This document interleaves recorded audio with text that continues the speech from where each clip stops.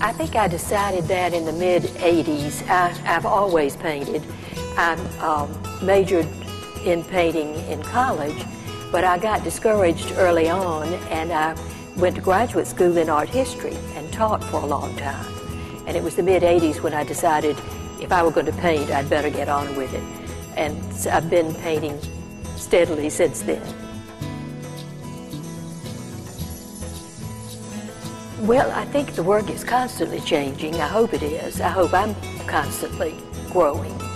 I'm not sure that I can pinpoint things from the '80s, but I'm constantly talking to people who are working now, and that has to affect me now.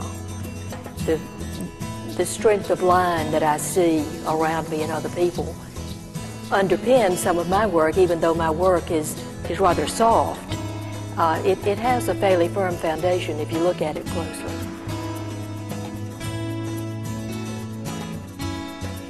It would be a gestural stroke, and it would be about a half-inch wide stroke that defines the direction I want your eye to go, and that underpins the form, that gives the composition some bones. And then whatever happens on top of that, that basic structure is still there. It underpins the composition. Well, art history is a little bit of everything. It's social history, it's world history, it involves every aspect of our lives. I never really learned much history until I studied art history. It brings everything together. And the art of any time is a product of that time. The fact that we have such chaos and diversity in our art today speaks volumes about what goes on in our world today. My art is celebrating a time out of time. It's celebrating the land and working with the land instead of the chaos of politics and struggles for power.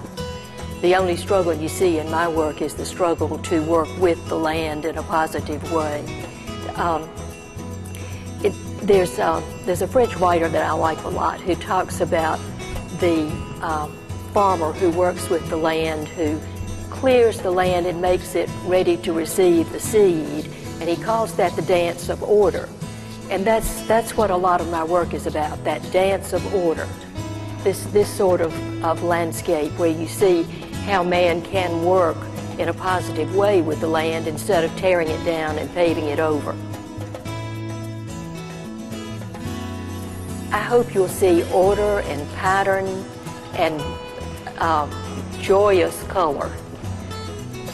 I hope that you will feel happier by looking at this work, by knowing that there is this kind of place, and by having the sort of calm that being in a place like this produces.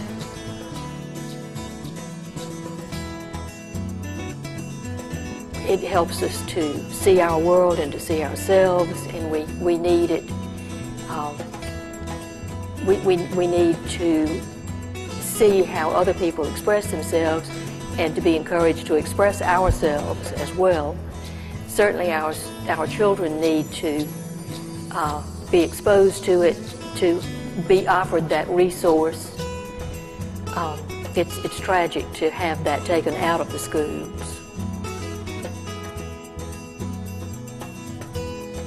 I think the first thing is to have a place designated to do your work, whatever material you're working with. Have a place dedicated to that and go there every day and make things. And it's really good if you can do that in a community, or if you have access to a community of artists, so that you get feedback, you hear what other people are doing, you see what other people are doing, and it's stimulating to be in that environment. So you need to have a place for yourself to work, but you need to have a place to talk to other people as well.